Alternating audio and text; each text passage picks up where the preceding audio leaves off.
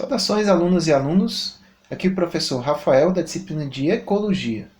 Nesta videoaula, a gente conclui um ciclo de 3 semanas, onde a gente tem discutido o componente biótico dos ecossistemas.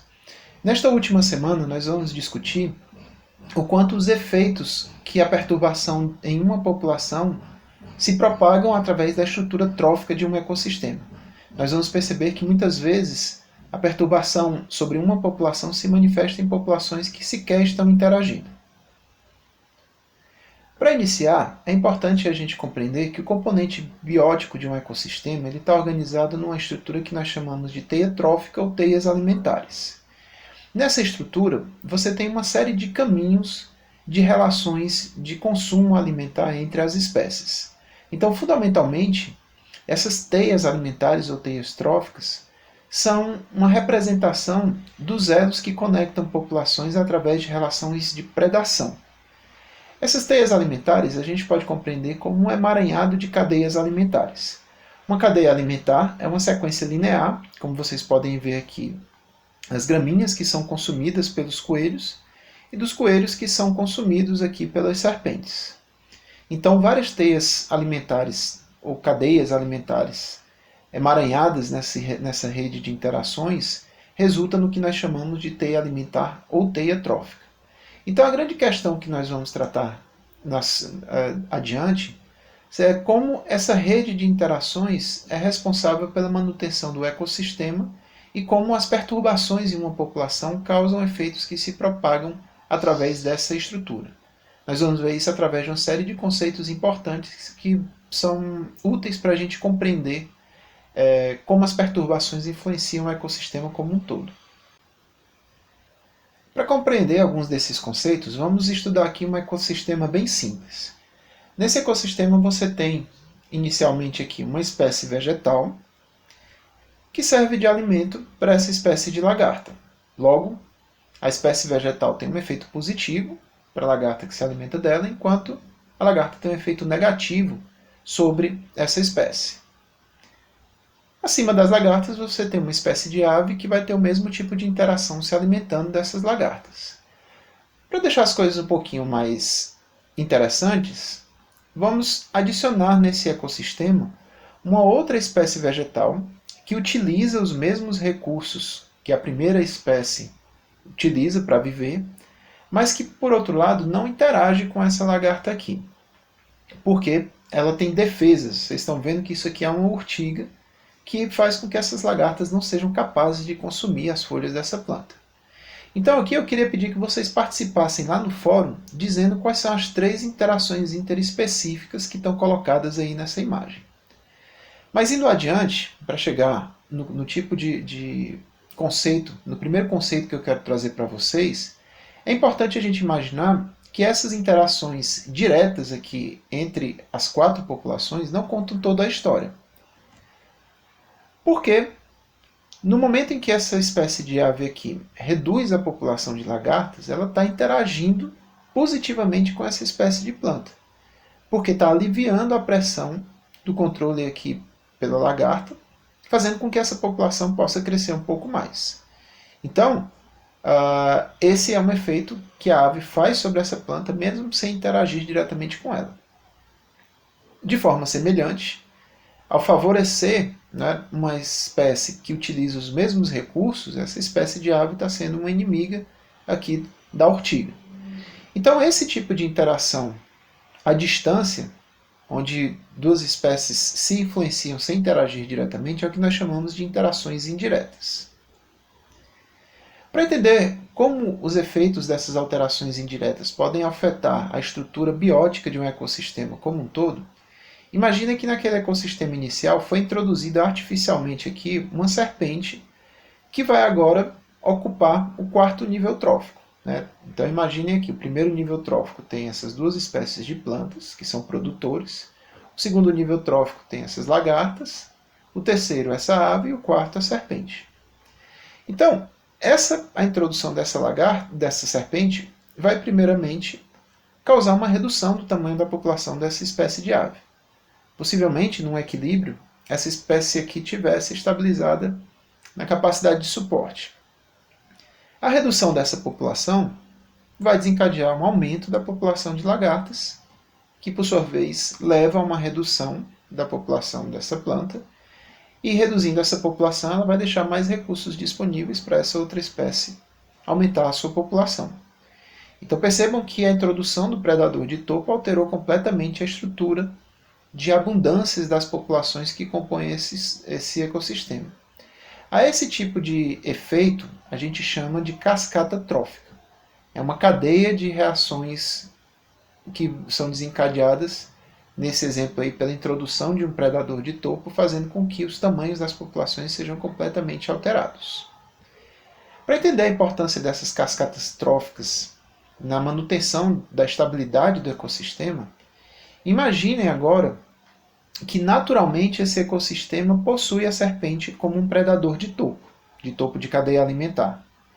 Esse predador não foi introduzido como exemplo anterior, ele faz parte naturalmente do ecossistema. Então, na presença desse predador, a gente observa, né, que o tamanho das figuras aqui são proporcionais ao tamanho das populações.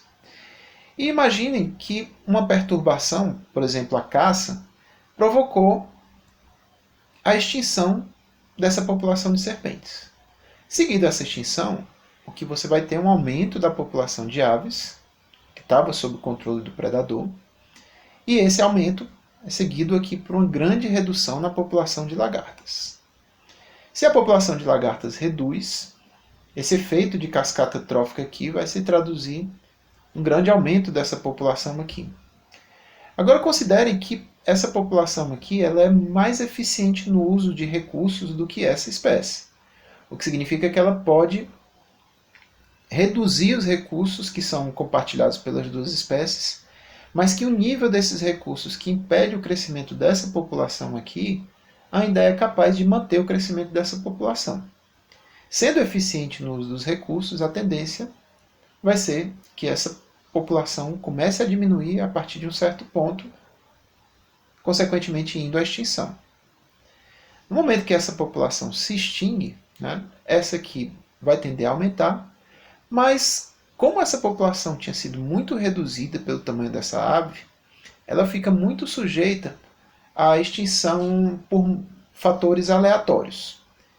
Eu não vou entrar em profundidade sobre como atuam esses fatores, mas para dar um exemplo, imagine que após a redução dessa população, dado o grande aumento da população de predadores aqui, essa população teve o azar de passar por uma série seguida de anos onde choveu muito pouco nesse ecossistema, fazendo com que a produtividade dessas plantas aqui seja pequena.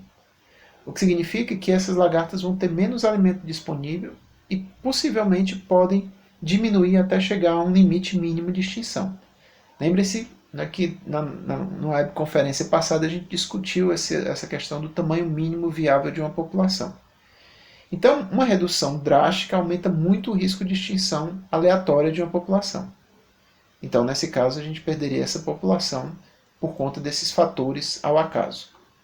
Com essa extinção, esse predador aqui também tenderia a ser extinto.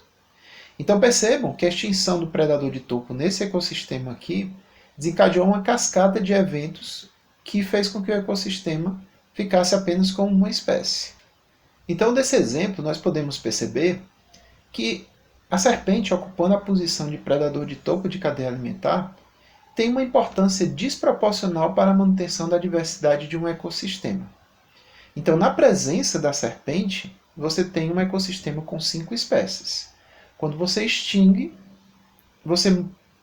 o ecossistema entra em colapso, se tornando um ecossistema de apenas uma espécie. Então, esse tipo de espécie é denominada de espécie-chave. É uma espécie que muitas vezes nem tem uma população muito abundante no ecossistema, mas ela tem um papel fundamental em manter a diversidade, manter o componente biótico daquele ecossistema. Uma outra forma na qual uma espécie-chave pode contribuir para manter a diversidade é de uma maneira que nós vamos compreender nesse exemplo aqui. Então aqui a gente está pegando o mesmo ecossistema, só que um recorte dele. A gente está trabalhando só com o terceiro e o quarto níveis tróficos. Então o terceiro nível trófico agora tem 3 espécies de aves que se alimentam dos mesmos recursos. Por conta disso, elas travam essas interações negativas para os dois lados, que estão apontadas aqui pelas setas bidirecionais amarelas, e todas elas são alimento do nosso predador de topo aqui do quarto nível trófico. Então o que acontece? Como o predador ele é esperto e ele tende a se alimentar das espécies que estão mais abundantes, ele controla as populações de cada uma dessas três espécies e mantém um equilíbrio entre elas, fazendo com que nenhuma delas seja deixada crescer e ficar muito mais abundante do que as outras. Então o que acontece? Numa situação onde uma dessas três espécies é um competidor mais eficiente, ou seja, consegue utilizar uma quantidade de recursos pequena e manter o crescimento populacional, mesmo num suprimento de recursos onde as duas outras espécies vão ter um decréscimo populacional, a presença desse predador é fundamental para impedir que essa população do competidor eficiente cresça demasiadamente. Se você extingue esse predador, o que vai acontecer no primeiro momento? As três vão ser liberadas da mortalidade pelo predador e vão tender até a crescer. Porém, no segundo momento, a espécie eficiente consegue continuar crescendo, reduzindo os recursos para níveis onde as outras duas vão começar a decrescer. E o resultado vai ser também uma extinção dessas duas espécies pela insuficiência de recursos. Então, mais uma vez, a presença da espécie-chave garante 4 espécies apenas nesses 2 níveis tróficos que nós estudamos.